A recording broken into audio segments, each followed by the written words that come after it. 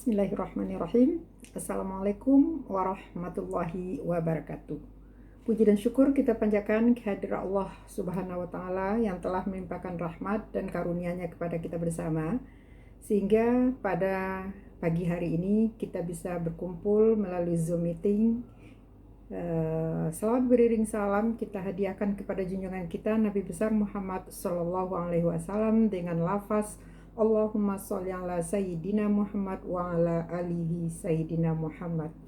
Yang saya hormati Bapak Ketua Ikatan Konselor Indonesia Jawa Timur, Bapak Dr. Arif Ainur RMPD Kons, Bapak dan Ibu seluruh teman-teman pengurus Ikatan Konselor Indonesia, Bapak Ibu narasumber yang saya hormati, teristimewa buat Ibu Bapak Guru Bimbingan dan Konseling dan konselor seluruh Indonesia. Salam rindu dari kami dari Kota Padang.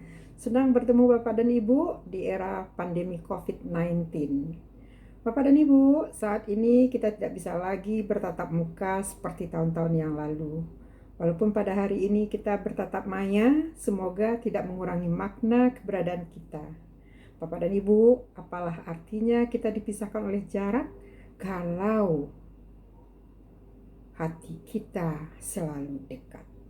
Kepada seluruh panitia pelaksana webinar virtual nasional konseling bersahabat dengan COVID-19 yang diselenggarakan oleh PDIK Jawa Timur, ucapan terima kasih saya karena sudah memfasilitasi saya untuk bisa bergabung hari ini. Pasti ada alasan ilmiah tertentu dari panitia untuk mengangkat tema ini, dan saya pun tentu harus merespon juga dengan ilmiah. Bukan lidah sembarang lidah, lidah mengucap, hati terbakar. Bukan kata sembarang kata, kata ilmiah yang punya dasar. Bapak dan Ibu yang saya hormati, apa suara saya terdengar jelas? Oke. Tema menarik yang disediakan oleh panitia, saya elaborasi dalam bentuk materi strategi bersahabat dengan COVID-19, KREN NKP. COVID-19, Bapak dan Ibu, belum selesai. Kita tidak akan membicarakan apa, mengapa, dan bagaimana COVID-19 itu. Namun, pada saat ini kita memang harus terpaksa harus berdamai, bersahabat, berdampingan dengan COVID-19. Bapak dan Ibu, berdamai, bersahabat, berdampingan, itu bukan berarti kita menyerah dan kita menjadi pesimis. Justru kondisi ini merupakan titik tolak menuju tatanan kehidupan baru masyarakat untuk dapat beraktivitas kembali sambil bersahabat dengan ancaman COVID-19. Bagaimana caranya? Seperti tadi sudah disebut oleh Prof. Praitno, caranya kita TJS. Kalau saya menyebut caranya kita lakukan manajemen diri yang bagus. Kita manage diri kita. Bagaimana kita memanage diri kita? Melalui TJS yang tadi. T pertama, kita harus bisa ilmiah. COVID-19 itu ada. Dan kita harus bisa mengilmiahkan itu bahwa itu adalah virus yang mematikan, yang itu menjadikan ancaman bagi seluruh rakyat di dunia, seluruh penduduk dunia. Bapak Ibu, kita betapa melihat banyaknya saudara-saudara kita yang meninggal karena COVID-19, itu adalah karena ilmiah, ada dia. Saya sebagai orang penyintas COVID, yang pernah kena COVID juga, maka saya mengatakan itu ilmiah. Memang ada virusnya, dan kita harus bisa bersahabat dengan virus-virus itu supaya kita bisa bertahan hidup. Itu T yang pertama. Yang kedua, apa? Secara kita bisa berpikir secara alami, secara ilmiah, maka kita melakukan yang kedua, yaitu amalia. Kita amalkan. Apanya yang kita amalkan? Protokol kesehatan. Kita mengamalkan protokol kesehatan supaya kita tidak tertular. Kemana-mana cuci tangan, ya, Misalnya di mana-mana disediakan tempat cuci tangan, kita sering-sering cuci tangan, tempat cuci tangan disiapkan ada di mana-mana, hand sanitizer ada di mana-mana, semuanya wajib pakai masker. Dan kita wajib jaga jarak serta ditambah dengan menghindari kerumunan. Hal itu yang kita sebut dengan kehidupan yang normal. Hidup normal dengan cara baru. Nah itu Bapak dan Ibu, itu yang kita sebut dengan amaliyah. Kita mengamalkan semua ilmiah yang sudah ada di pikiran Bapak dan Ibu. Nah kemudian yang ketiga adalah imannya. Bagaimana Bapak Ibu berzikir, berdoa kepada Allah Subhanahu wa taala supaya kita dijauhkan dari virus yang ini, dari virus yang sangat menakutkan. Bagaimana kita bisa berdoa supaya Bapak Ibu tidak cemas ketika Ibu Bapak keluar rumah. Itu yang disebut oleh Prof. Praitno tadi dengan TJS. Nah, untuk bisa melakukan TJS itu kita harus melakukan manajemen diri dengan baik. Sehingga Bapak dan Ibu, ketika kita sudah melakukan manajemen diri dengan baik, maka kita bisa hidup normal dengan cara baru.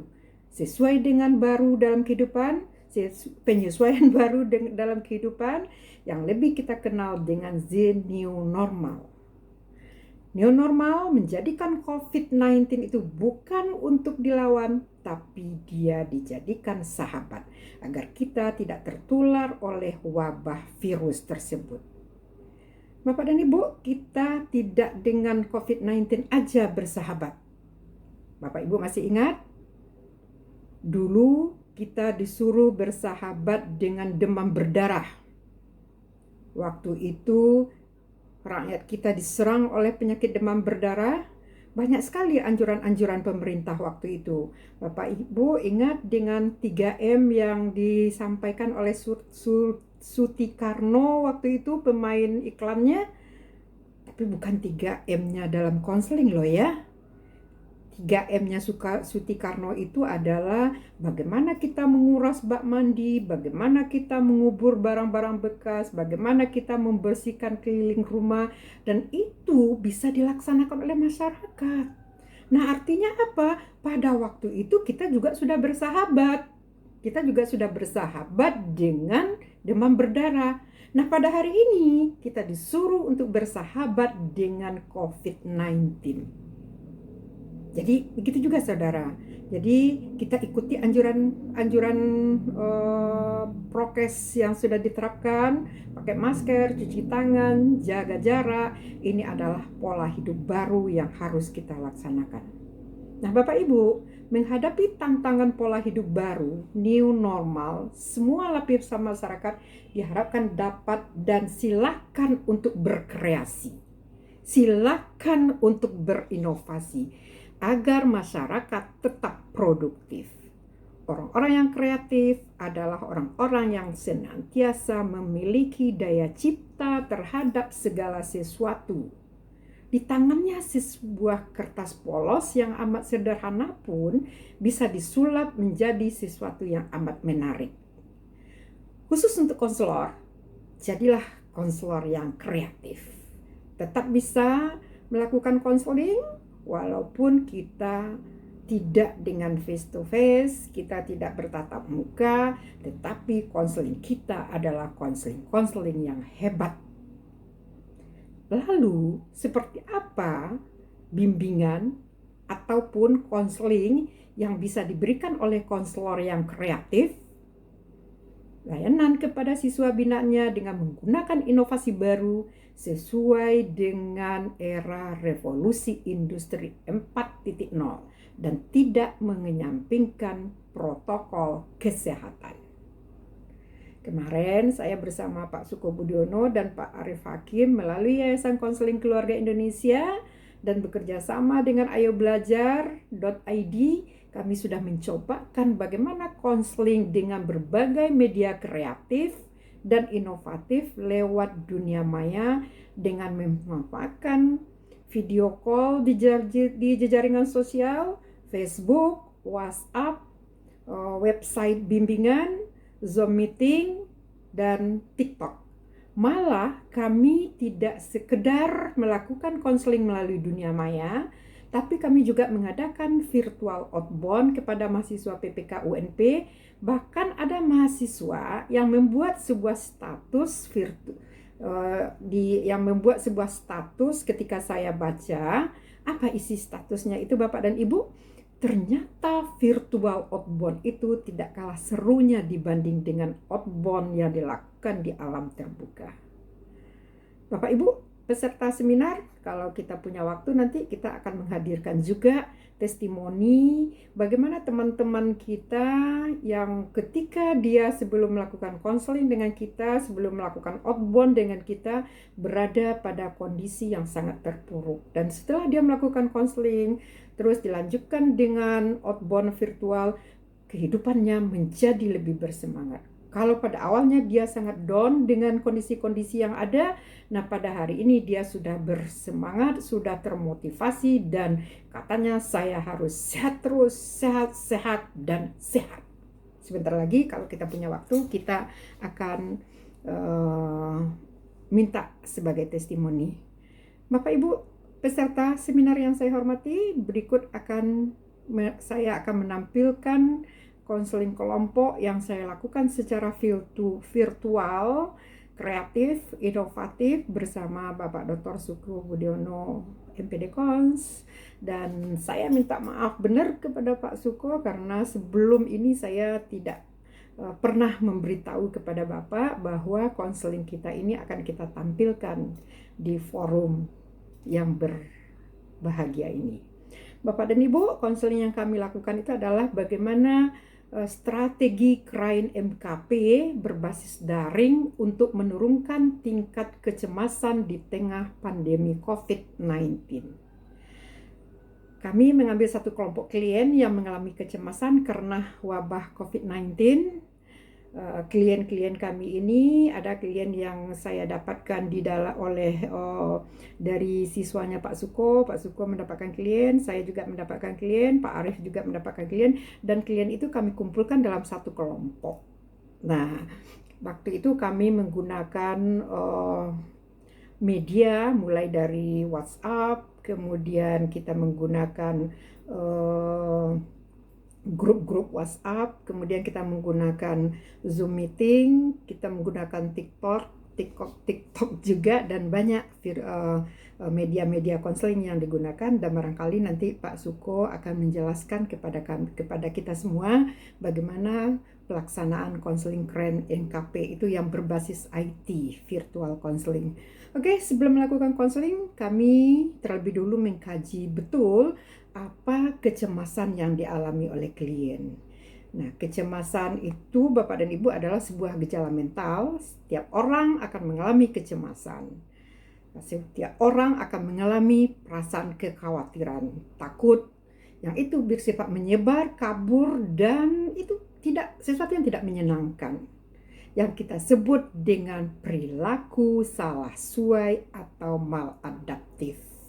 Nah, kami mengkaji betul kecemasan yang dialami oleh sekelompok klien yang sudah kami kumpulkan bersama Pak Suku Budiono dan Pak Arif. Ternyata memang klien kami yang satu kelompok itu kecemasannya itu adalah bersumber dari pikiran-pikiran yang maladaptif. Nah, Bapak Ibu nanti akan berbeda ya konselingnya ketika kita melakukan konseling. Klien yang kecemasannya bersumber dari maladaptif dan klien yang kecemasannya itu bersumber dari pikiran-pikiran yang irasional. Nah, ketika klien-klien kita pemikirannya itu bersumber dari irasional, maka kita akan memakai RABT. Tetapi pada saat ini klien kita adalah klien yang perilakunya itu kecemasan dan pada akhirnya dia berperilaku maladaptif. Nah, untuk itu Bapak dan Ibu, kami akan mengkonselingi dia dengan Krain MKP. Jadi konseling kreatif, inovatif, dengan cara memodifikasi kognitif berpikirnya. Bapak dan Ibu, pikiran dikuasai oleh kecemasan seperti gangguan panik, agorafobia atau gangguan kecemasan lainnya sering mengakibatkan pola pikir tertentu, perilaku yang mungkin menghambat kehidupan efektif. Nah, sebagai contoh, klien kami ini dia disuruh datang ke sekolah besok harinya, tetapi karena dia cemas, karena dia takut bahwa nanti di perjalanan menuju sekolah dia takut tertular oleh COVID-19 di perjalanan, dia mengatakan kepada dirinya, saya tidak akan datang besok ke sekolah karena memang saya takut kalau saya tertular oleh COVID-19. Kalau saya dapat membawa tertular COVID-19, saya membawa virus, nanti bisa saya menyebarkan kepada keluarga saya, dan akan apa jadinya nanti keluarga saya. Tentu kami akan malu. Itu kata klien kita. Dan dia menelpon gurunya bahwa dia mengatakan bahwa, Bu Guru, besok saya tidak akan datang ke sekolah karena saya mempunyai kegiatan-kegiatan yang saya tidak memungkinkan saya untuk tidak datang ke sekolah.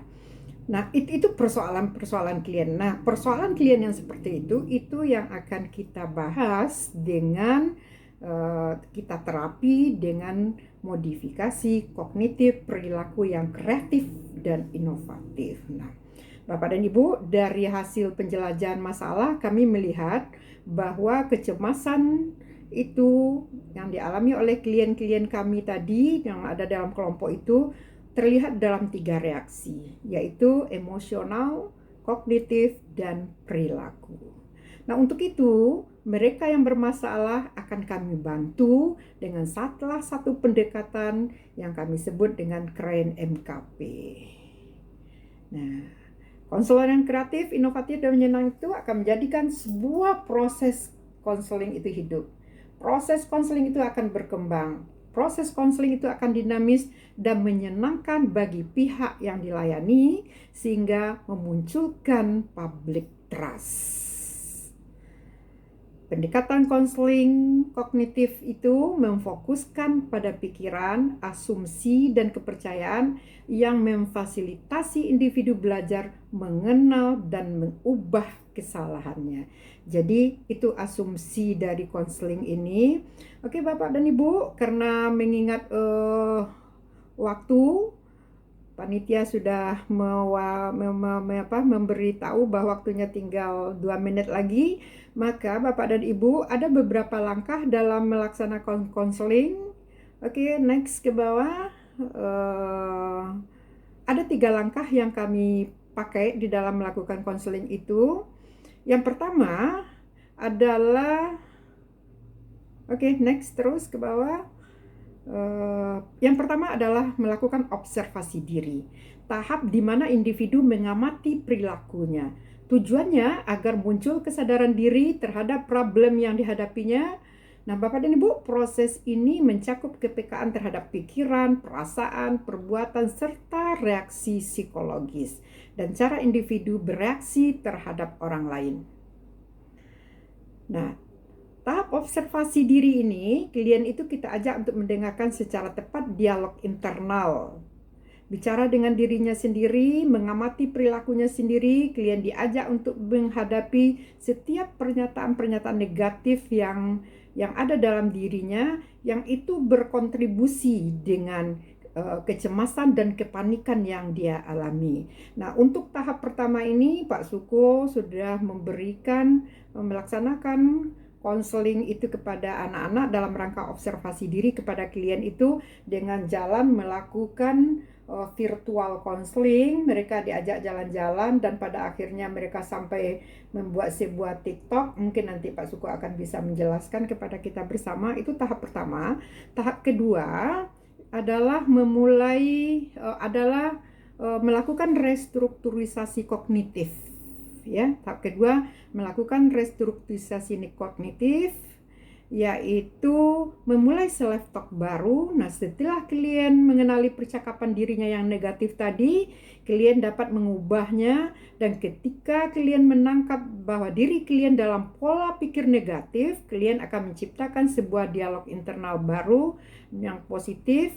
Dari awal dia tidak bisa, mungkin nanti dia akan berusaha dan pasti aku bisa untuk mengubahnya.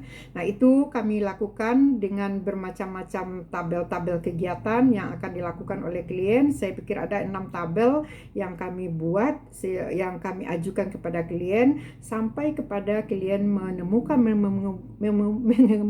sebuah komitmen bahwa dia akan melakukan sebuah perubahan-perubahan. Jadi apabila individu mau mengubah perilaku yang mengganggu, maka dia harus mengubah dialog internal dari kata-kata negatif yang ditujukan kepada dirinya sendiri kepada dialog internal baru berupa kata-kata positif yang ditujukan kepada dirinya. Nah, kami menyiapkan beberapa pertanyaan yang dibahas melalui self talk itu. Itu pada tahap kedua ya. Nah, pada tahap ketiga kami memberikan keterampilan baru kepada klien, mengajarkan keterampilan bagaimana cara mengatasi masalah yang maladaptif yang dapat diterapkan secara efektif dalam kehidupan sehari-hari. Nah, keterampilan yang kami berikan pada waktu itu antara lain bagaimana dia melakukan manajemen waktu. Oke, baik Bapak dan Ibu, barangkali itu yang bisa saya sampaikan karena keterbatasan waktu juga. Terima kasih banyak. Wabillahi taufik wal hidayah. Banyak maaf. Wassalamualaikum warahmatullahi wabarakatuh.